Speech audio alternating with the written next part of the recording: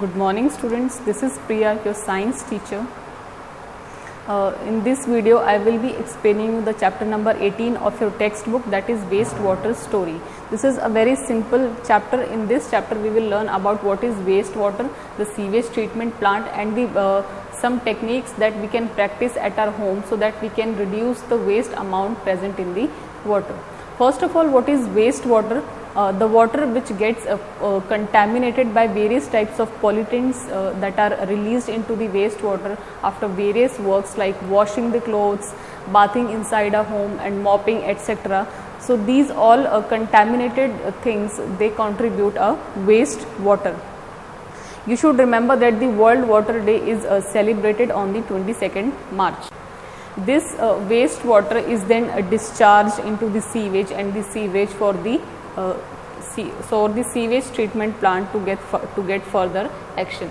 So first of all we will learn about the sewage and the sewerage.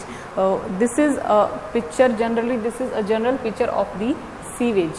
Sewage, it is a complex mixture that contains many of the suspended solid particles, the organic waste like plant and animal waste, the inorganic impurities which include some metals, some nutrients, the saprotrophic bacteria and the disease causing bacteria and other microbes.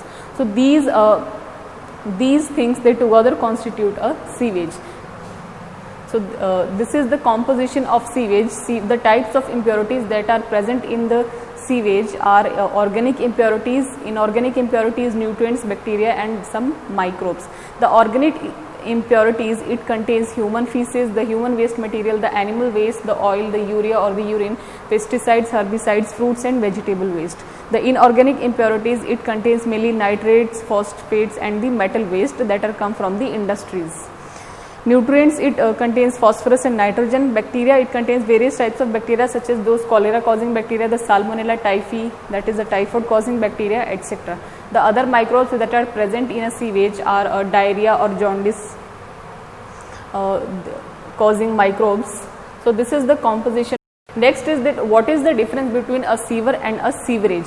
The pipe which carries the waste water or the polluted or the contaminated water is called as the sewer, and there is a network of sewers that are drained into a pit, that is called a sewerage. So the network of sewers is called a sewerage.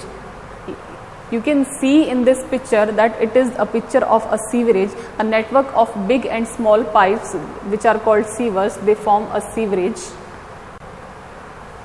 So this is the sewerage and this is the pipes that are called the sewers.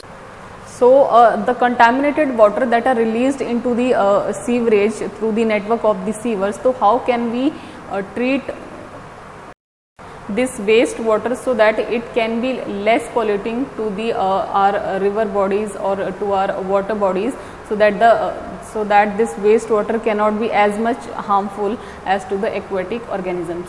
So we can treat this wastewater by the sewage treatment plant. Basically the sewage treatment, it includes the treatment of wastewater so that it can be less polluting and less harmful for the living organisms. So first of all, what is sewage treatment? The process of removing the impurities from the wastewater before it can be reused for any other purpose or it can send to the water bodies for the further action is called the sewage treatment or the cleaning of water. Basically it is the cleaning of water. The sewage treatment plant, in the sewage treatment plant, the water, it goes to the removal tank. First of all we send the water to the removal tank and then it goes to a grit and a sand removal tank.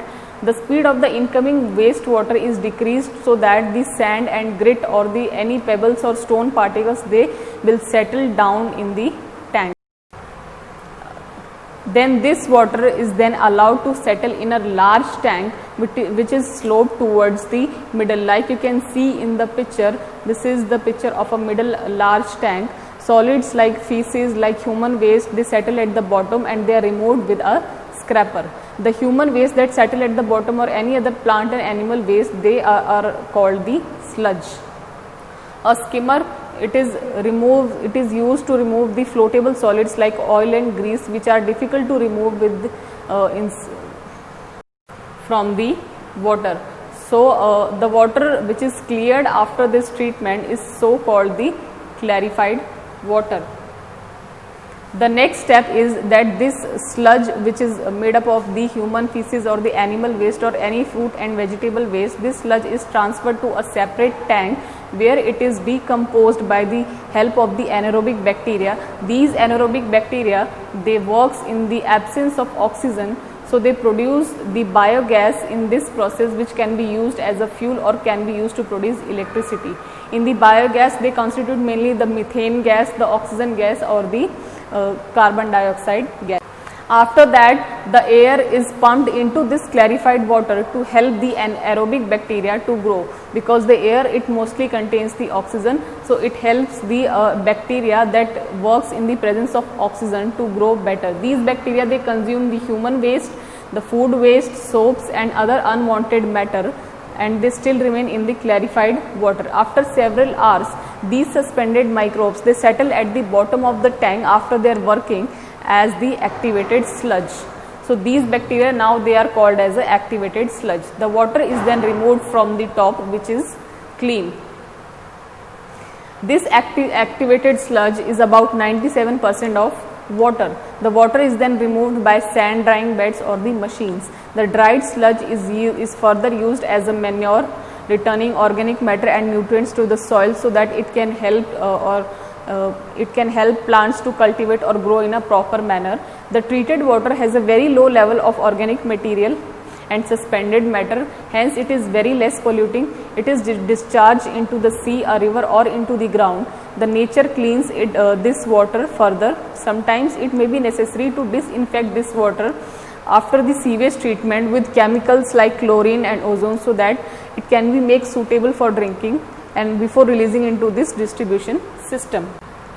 These are some practices that we can practice at our home, so that we can make the waste water very less polluting, and we can save our water bodies to spoil. First practice is that cooking oil and fat should not be thrown down the drain, because they can harden and they can block the pipes, because they are lighter than water and they can block the pipes. In an open drain, the fats, they clog the soil pores or they block the soil pores, reducing its effectiveness in the filtering water. Hence, it reduces the infiltration rate of the soil. So, throw oil and fats in the dustbin. Next is the chemicals like paints, solvents, nail paint removers, insecticides, motor oil, medicines. They may kill the microbes that are helpful in purifying the water. They may kill the anaerobic microbes or the aerobic bacteria, so do not throw them down the drain.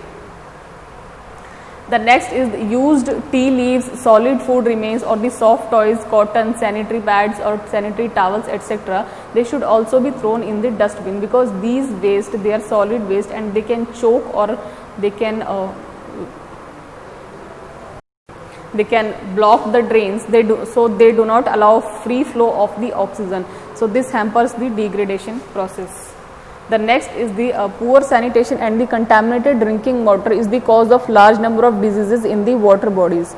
So this water should be drained to the water bodies after the sewage treatment. So a very large fraction of our people defecates in the open or dry river beds or railway tracks near the fields, and many a time directly in the water. So we should avoid these types of practices, because it can cause water pollution and soil pollution. So both the surface water level and the groundwater level will decrease and it gets polluted.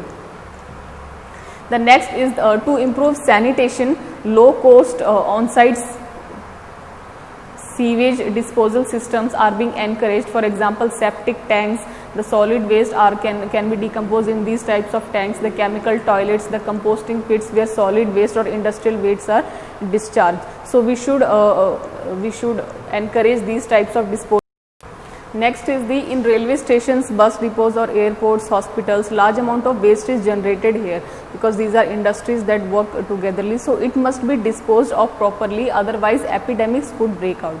We should not scatter the litter particles anywhere. If there is no dustbin inside, we should carry the litter or we should carry the waste in home and throw it in the dustbin. So these are some practices that we can practice to avoid the water to be contaminated, and we can save our water to be polluted.